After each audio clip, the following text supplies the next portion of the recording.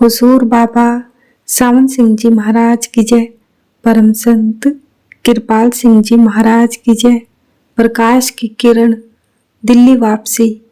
गुरु प्यारी साध संगत जी, थोड़े दिन बाद हुजूर महाराज ने अंतर में फरमाया, कृपाल सिंह, संगत रूढ़ी बहती जा रही है, लोगों ने ध्यान बदल दिया है, उनका राखा रक्षक कौन होगा? तुम जाओ, जाकर काम करो। उन्हीं दिनों बहुत से लोग दूर दूर से आकर इनके इर्द गिर्द जमा हो गए थे और जोर दे रहे थे कि महाराज जी दिल्ली चलकर सत्संग का काम संभालो। अतः 5.25 महीने ऋषिकेश में निवास करने के पश्चात हुजूर महाराज के अंतरीय आदेश और सत्संगी जनों के अनुरोध पर आप वापस दिल्ली रवाना हो गए। रास्ते में देहरादून ठहरे। एक पुराने सत्संगी ने पूछा, हुजूर महाराज जी की दया मेहर कहाँ काम कर रही है? आपने कहा, अंतर जाकर स्वयं उनसे पूछ लो। यह कहकर तवज्जो देकर उसे भजन पर बिठा दिया और आदेश दिया कि जब तक अंतर में गुरु स्वरूप प्रकट न हो जाए, लगे रहो। यह कहकर आप दिल्ली चले आए। कई दिन अभ्यास के बाद उस व्यक्ति को अंतर में हुजूर महाराज जी के दिव्य स्वरूप के दर्शन हुए और हुजूर ने फरमाया कि मेरी दया मेहर कृपाल सिंह में काम कर रही है। उसमें 5 धाराएं काम कर रही है। एक मेरी, एक बाबा जयमल सिंह जी की, एक स्वामी जी महाराज की, एक राय शालिग्राम की और एक उनकी अपनी धारा। महाराज कृपाल सिंह जी ऋषिकेश से दिल्ली पहुंचे तो चारों ओर एक अजीब सी वीरानगी दिखाई देती थी। आत्मा को उभार देने वाले अनंत स्रोत जो हुजूर महाराज की दया मेहर से जारी थे, उनके जाने के बाद सुख से गए थे। कोई ऐसा ना रहा था दिल का भेदी जिसके पास जाकर थोड़ा दिल का दुखड़ा रोते। दुनिया के तपते मरुस्थल में गर्मी से झुलसे पथिकों को कोई लहलहाता पेड़ नहीं दिखता था जिसकी घनी छाया में बैठकर ठंडक और चैन मिलता। अनंत रात के सन्नाटे में प्यासी आंखें उस किरण को खोज रही थी जो लोप हो गई थी और अंधेरे की बोझल स्याही अपने पीछे छोड़ गई थी। महापुरुषों के जाने के बाद ऐसी हालत पैदा हो ही जाया करती है। जब जिंदगी निकल जाती है, कलबूत बाकी रह जाता है, शराब उड़ जाती है, प्याले रह जाते हैं, उनमें गंध भी बाकी नहीं रह जाती, जिससे मालूम हो कि इन प्यालों में कभी शराब थी। हुजूर महाराज फरमाया करते थे, गुरु जब नाम देता है तो शिष्य के साथ हो बैठता है और उस वक्त तक साथ नहीं छोड़ता जब तक उसको सत्पुरुष की गोद में ना पहुंचा दे। वह यहाँ इस दुनिया में ही नहीं, आगे दिव्य मंडलों में भी मार्गदर्शन करता है। गुरु की महिमा करते हुए मौलाना रूम कहते हैं कि किसी ऐसे का पल्ला पकड़ो जो सब ऊंच नीच को समझता है। संतों की इस तालीम जो अनादिकाल से चली आई है और जिसे वर्तमान समय में हुजूर बाबा सावन सिंह जी महाराज ने ताजा किया और उसका व्यक्तित्व अनुभव लोगों को दिया, पर पर्दा डाला जा रहा था। हुजूर महाराज के 1.5 लाख दीक्षितों को जो अविनाशी सतगुरु सत्ता की झलक देख चुके थे, अनंत जीवन स्रोत हस्ती का ध्यान बदलने को कहा जा रहा था। उस महापुरुष को बुलाने का ख्याल दिया जा रहा था जो पुकार पुकार कर कह रहा था, मैं कहीं गया नहीं, तुम्हारे अंतर में बैठा हूं, बाहर से हटो, अंतर्मुखी बनो। नाम की पूर्ण युक्ति मैंने तुम्हें दी है, उसकी कमाई करके मुझ तक पहुंचो।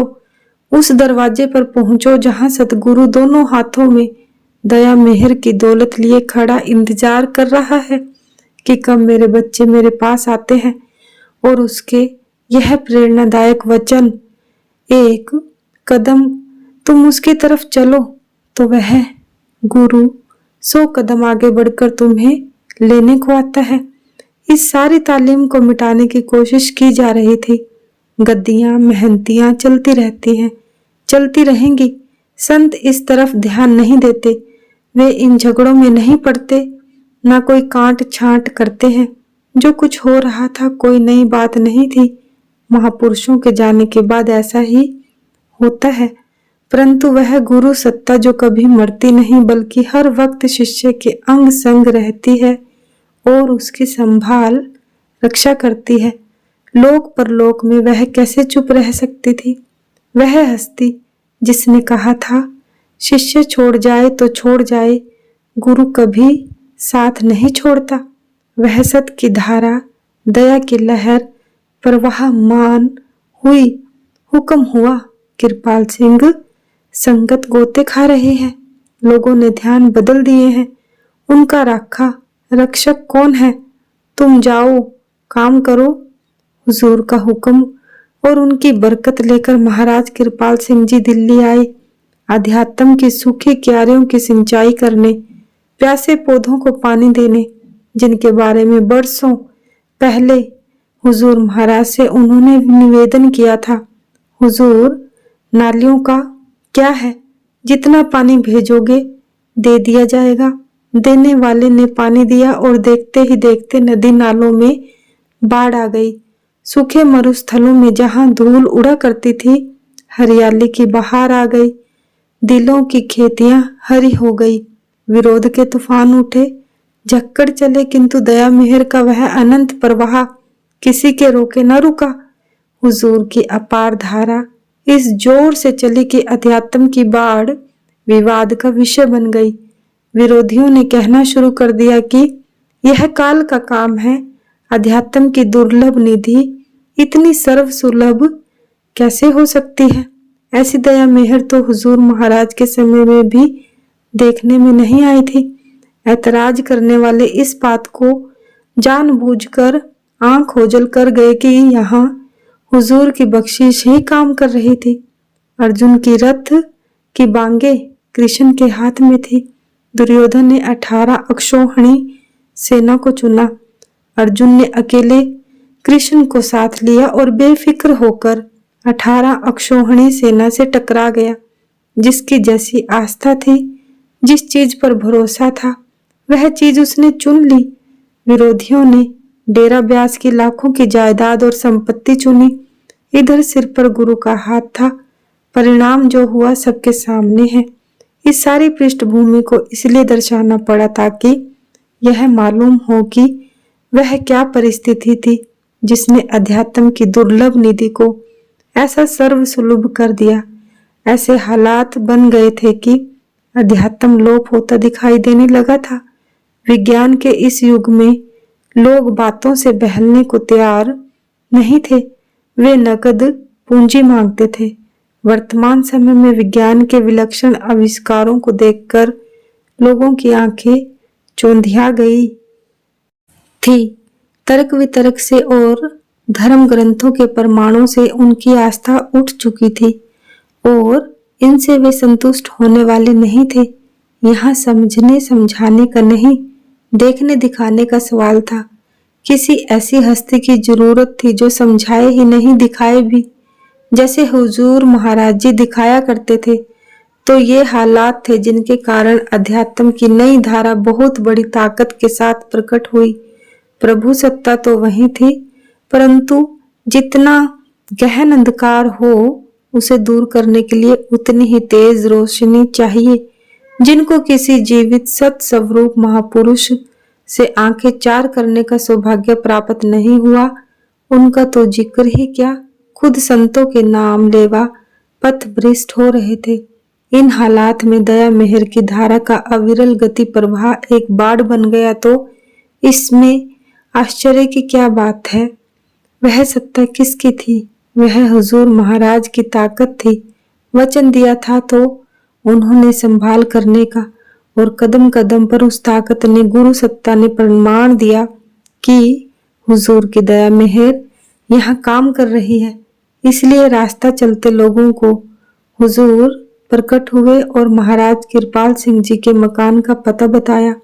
कईयों को खुद साथ चलकर रास्ते पर डाला कि वहां जाओ, तुम्हारे रोग का दारू वहां है।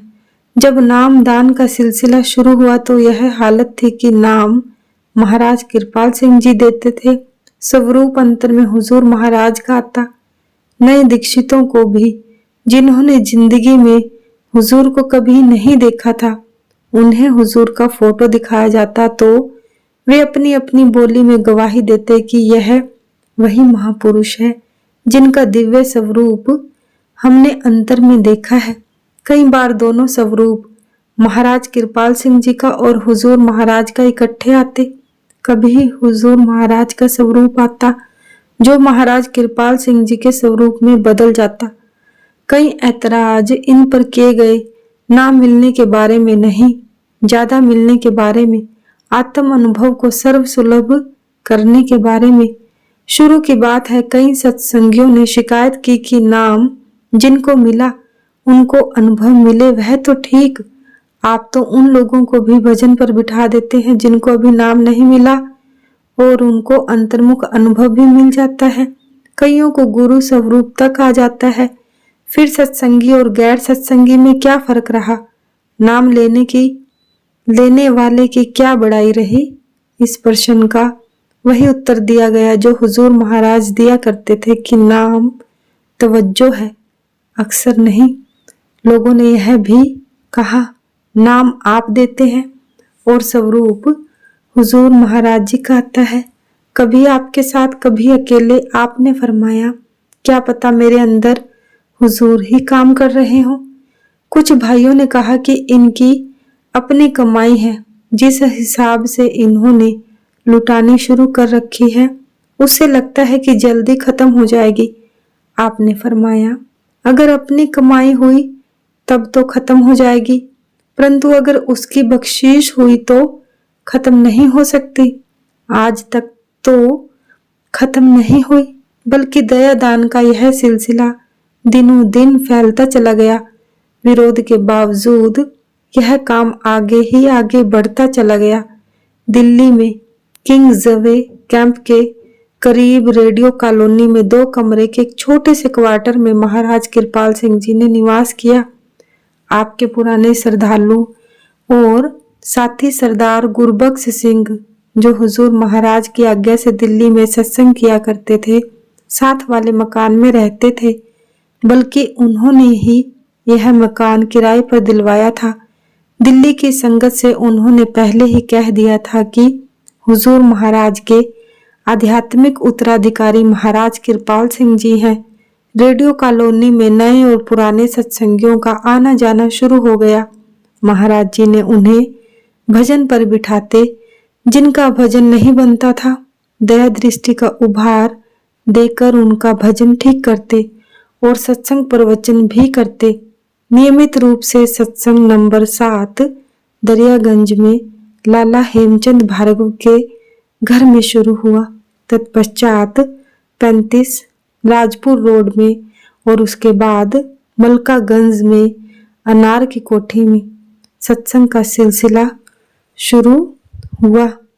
नामदान की शुरुआत महाराज कृपाल सिंह जी ने 2 दिसंबर 1948 को रेडियो कॉलोनी किंग्सवे कैंप में हुजूर महाराज जी की आज्ञा के अनुसार नियमित रूप से जीवों को नामदान देने का काम शुरू किया।